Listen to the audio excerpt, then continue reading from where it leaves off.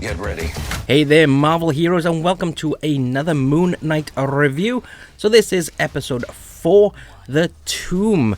It's getting a little bit more interesting now, so we're gonna crack on with this review. So thanks very much for coming along. Don't forget to click that subscribe button and click the notification bell. First part is going to be spoiler free, and then we're going to go into spoilers. So hello there, guys. So episode 4, The Tomb. So as I just said, this is going to be some spoiler free first, and then we're going to go into the spoiler section. So spoiler free, I thought this was a much better episode than last week. It's gone back to what I thought was the original target audience, which is more of a older teen plus audience, whereas I was confused last week at, is this aimed at kids, but it's very brutal. Who knows? But yes, so I am glad now we are back on track. That is, it wasn't fully dark, this episode. It had its moments in it. It had quite a bit of moments for some younglings, but it was back on track, and I liked it. There's a nice twist towards the end, which gives me a lot of Loki vibes. Now, one thing I wanted to say about this episode is, I keep on saying that we're entering the cosmic phase of the MCU. Now, from this episode and a couple more previously, I'm thinking you've got the cosmic and the mystic next phase of the MCU. But as well, if you put those two aside, that's the movie cinematic universe, really. And then you have Back to the City ones, with the introduction of the Netflix Marvel series coming to Disney Plus, and you've got like She-Hulk and the new Hawkeye and things like that. It's like, so are they going to split it now? Are they going to go, that is all the city and global universe, and then the movie universe, primarily the movie universe, is the cosmic and mystic universe? But we do have Ms. Marvel, which will come into that cosmicness, and she will be in the Marvels, I'm assuming, the movie coming out, which is Captain Marvel 2, pretty much. But anyway, yeah, I digress. So that's just my thought, is like, this is bringing it more into a mystical side of it, and that's why you've got these gods. Now, like last week, I did say, it's like, I don't get why they've actually got gods, when before they were just saying gods are aliens that are really powerful, which I can get behind, like the Celestials, the Asgardians and things like that. But with this one now, it's like they're saying they are actually gods. So whether they are aliens posing as gods on Earth, who knows? If you know from the comics, then do pop a comment down below. So I thought the comedy in this one was more on point than last week. Last week seemed to be a bit more stupid humour, whereas this one is back to slight funny humour bits and things like that. It's like, this is not a spoiler, but Stephen goes, or Layla says, it's a maze, and Stephen goes, it's amazing, and she's like, no, it's a maze. And he's like, yeah. It's like, I love that. It's just like, he's trying to be funny, and she's just like being literal and to the point. So I like that. I like that. But yeah, there was other funny moments in there as well. It's mainly with Stephen, isn't it? That he's trying to come around. I'll talk a bit more. I'm reading some of the funny parts of it, but yeah, I'll come on to that in the spoiler section. Some great camera angles again with the split personality, and there was one really great move at the end when there's a cut to reveal two of them in the same room, so they can talk to each other, and the cut of that was quite seamless, because you could tell that it was a body double when the two of them were together, and then the camera like comes around the back of one of them. I'm not going to say who. Comes around the back of one of them, and then it cuts then to the two of them there, and it's beautiful. It's brilliant. It's, you see Oscar Isaac is playing both those characters. So I like that. Yeah, really good move. That one. And the other one is they're talking to each other in the wing mirror of the truck, and the angle of the one that's in the reflection was quite good, because it's kind of like that, whereas the person that's in the car would be sitting like that, so it'd be like side profiles, but that one is definitely like on face on and stuff, so you can tell the two different characters. So that, I thought that was really good. I'm enjoying Layla's character more now. She is becoming more interesting. She's very much like a I dare I say Tomb Raider-esque character. Not Lara Croft, but a proper adventuring archaeologist in this. So she's pretty cool.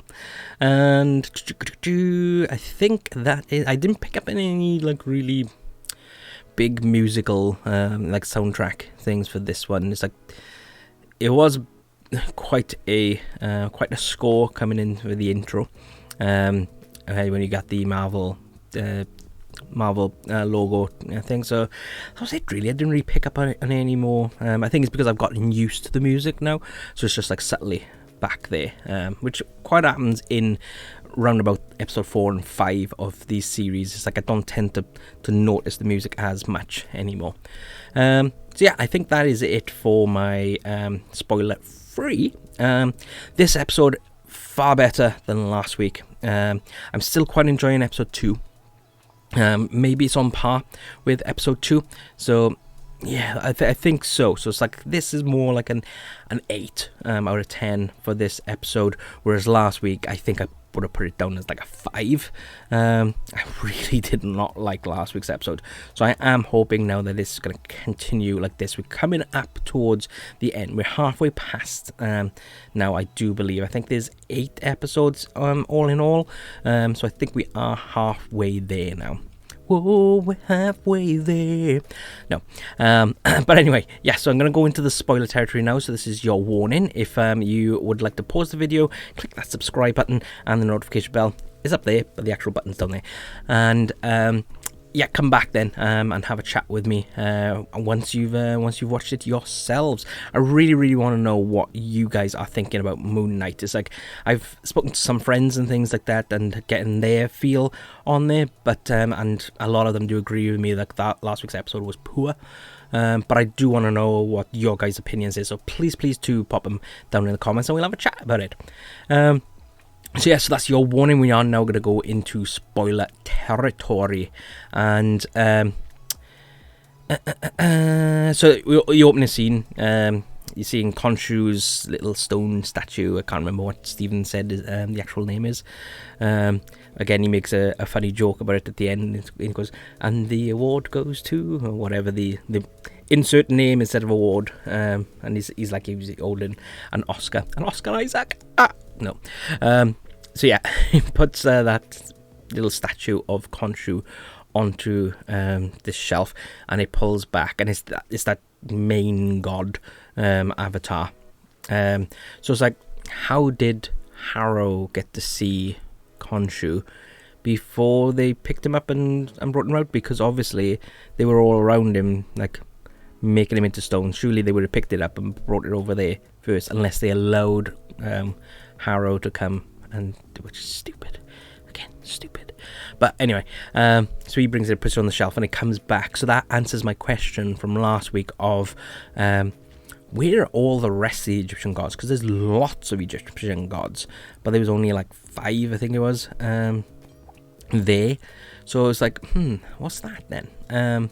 But that it shows now, because there was lots of different, I didn't count how many, but there were quite a few there. So obviously they have imprisoned a lot of those gods in the past. But yeah, I said about the great mirror angle. So that was Mark in the mirror, and he was very heads on, like if he was talking on like a video chat type thing, which is really cool. And like I said, it's like Steven's angle would have had more of a like a 45-degree angle onto his face on there, so that and that would have been a chatty type thing, or even his body would have been like that. But no, he was fully square onto there, so you can tell the different characters, which I quite like. It's a traditional method doing split personality, but still really cool. And so Stephen is reluctant to give up the body again, understandably, because he wants to be in control. He doesn't want to be just an observer. And Mark is trying to like urge him. It's like, you were going to die if you don't give me. And they go, no, I've got muscle memory. It's like, it's the same body, isn't it? And Mark's like, it doesn't work like that. So I noticed that when they arrive at this dig site, there's nobody around, which is quite weird that they don't have like sentries and stuff like that wandering around, just keeping an eye on things. And subtly you see that there's blood on a crate and a knife, but the characters don't pick up on that at all. So that was like subtle. It's like it's a nod to the audience to say something's happened to everyone here, and that continues as well throughout the episode. Oh, the kiss. Layla goes in for a kiss with Stephen, because she's like, when it smells like him, but it's the same body, so why wouldn't it? And she goes in for a kiss, and then Stephen just blurts out, Mark's trying to protect you from Khonshu. And then it's like, he's so awkward. It's quite funny, especially then, because then he goes in for a kiss, and I just thought the kiss looked so awkward. It was unbelievably awkward kiss, but that's the character. He is a very awkward character, so I quite like that. And he was like smirking to himself, and Mark takes over his fist and punches him in the face, which I thought was quite funny. And I think he does fall down into the hole that they were about to abseil, or whatever you want to call it, down in there. So yeah, that was pretty cool. And then it starts the funny parts then that I was talking about in the spoiler-free section. And there's this big statue there, and Stephen's like, if that comes to life and ask me a riddle, I'd be thrilled. Shit myself, but I'd be thrilled. So it's just like little comedy like that I quite like. I don't like stupid comedy with the dancing knives and stuff like that. It's like, I like this type of humour in there, because he is this awkward person, and that is kind of awkward joke that he would make, and obviously the maze joke as well. And so he teaches me something. Says that the Eye of Horus, which everyone thinks is the Eye of Ra, but it's not. It's the Eye of Horus. They're two different eyes. Is the eye of the mind. So it's like, interesting. Are we going down that route again now? It's like the Mind Stone and the Mind Eye. Yeah. And yeah, they go into this like sacrificial room, really, isn't it? They got like a big slab, stone slab. And there's lots of blood and what Stephen calls as meaty bits on there, which is pretty gruesome then. So it's like, okay, we're getting in, I was going back dark and things, so that's or not kid friendly. And then this mummy thing arrives. I mean, you learned just before about these sorcerers that were buried with this pharaoh, and yeah, it's like it's trying to rip apart people, because they bring one, because you're getting shots, you bring one of Harrow's men, and they rip him apart and like put him in those jars. I can't remember what they call those jars, but anyway, puts them in the sacrificial jars or ceremonial jars, whatever they're called. And I thought that was a pretty cool little scene then, when they're trying to escape, and this is where Layla, I think, really starts to like come into her own with this one, where she's like jumping across there, and this mummy thing grabs her and brings her into the dark, and we think then, oh wow, okay, that's she's gonna be off somewhere, and then Mark's gonna have to come and save her. Nope, she saves herself, which is really cool. I like that. So there's no damsel in distress moment and things like that. She rips off its hand to free herself, but then he comes back and he's like got this stump with the bone sticking out and trying to use it as a knife to stab us, which I thought was pretty cool. And then she kills it by shoving a flare in its eye. If it works, I suppose. And then she's got this little chat with Harrow, who says that Mark killed her father. So So that's instantly putting in her head then that Mark, because obviously Mark's lied to her quite a lot, so she doesn't know who to believe with it. So she goes up and questions Stephen, but it's like talking to Mark, and then Mark takes over, and finally he takes over, and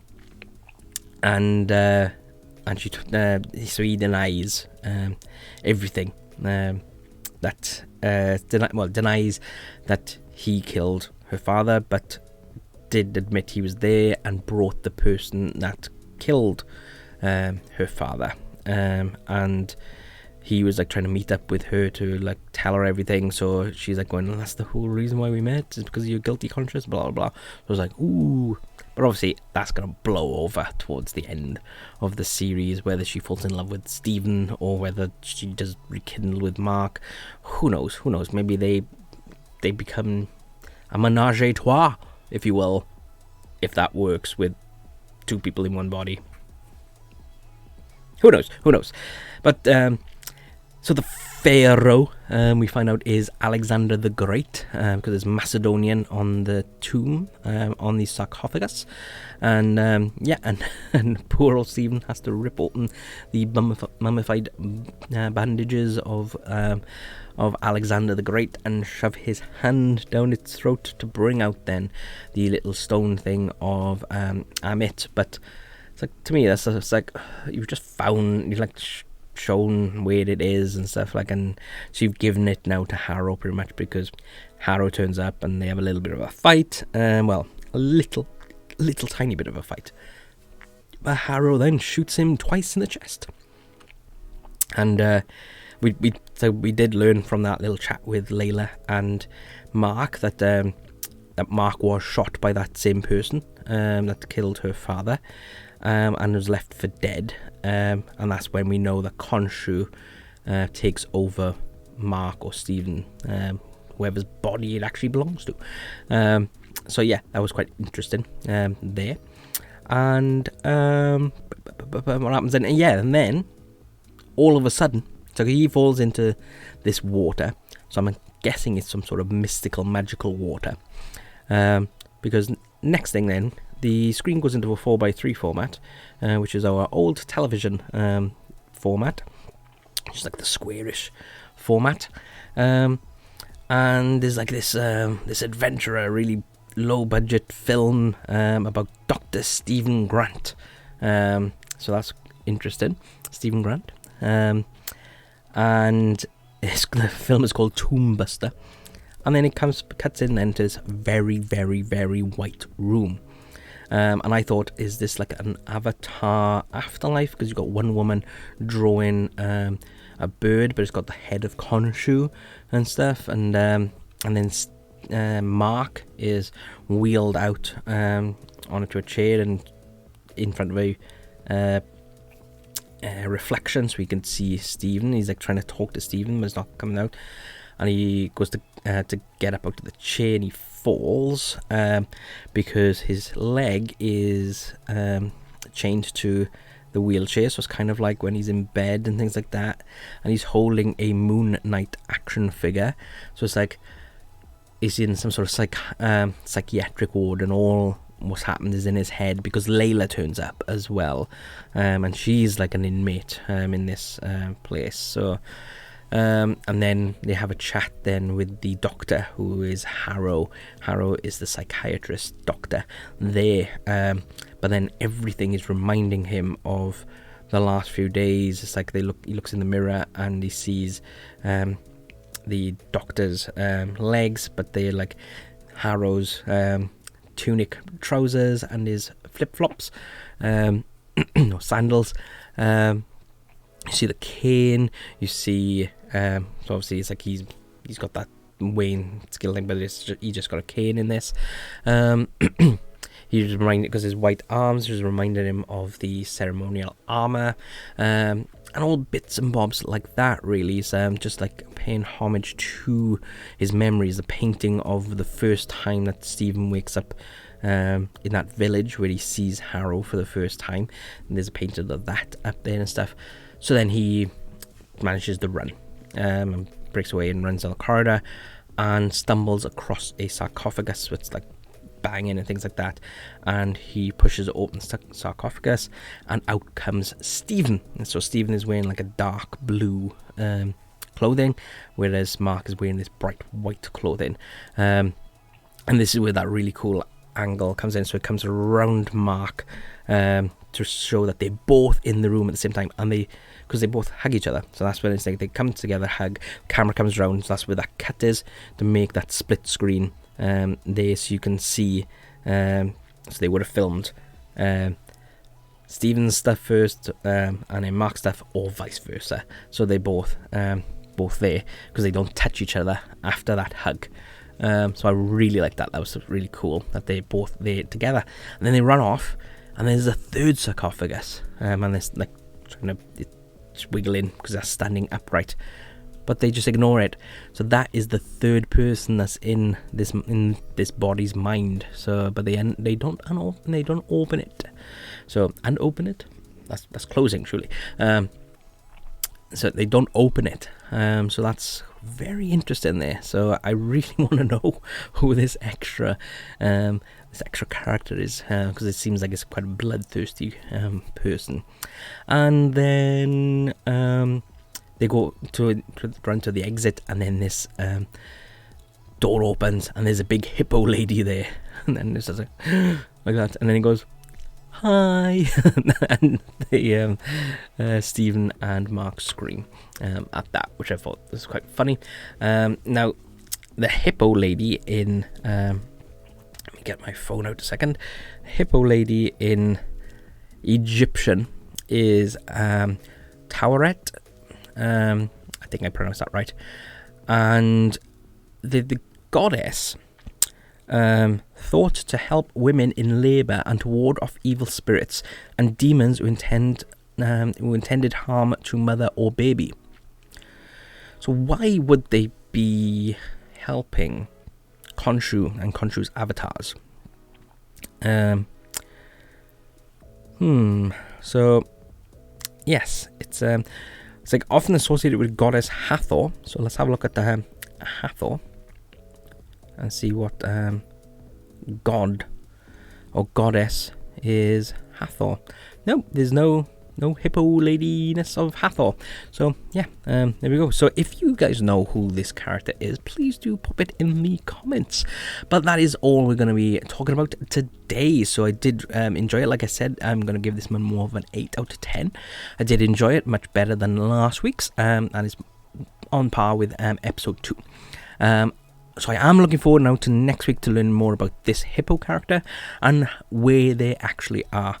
Is this a state of mind, or are they actually in some sort of spell, or in some sort of afterlife? It's quite interesting to see what's going to go on there. But thanks very much for watching, guys. Don't forget to click on the subscribe button down below and click the notification bell as well to be notified when all our videos go out. Don't forget to check out our Facebook group, which is purely to do with Disney, Star Wars, Marvel, anything in that genre. So check it out in the description. And also we got a brand spanking new series coming out on the 30th of April, which is the last Saturday of April, and there'll be a new episode every single last Saturday of the month right up until March next year, and it's all to do with Disney parks. And once we've been to Disney, because we are going to Disney next March, after that then we will be actually then giving more pointers and things of what to do with the park. So please do come along and watch that first episode and let me know what you think about it. But with all that said and done, we're going to leave that there, guys. And again, click that subscribe button and click the like as well. Go on. And I'll see you next time. Bye, guys.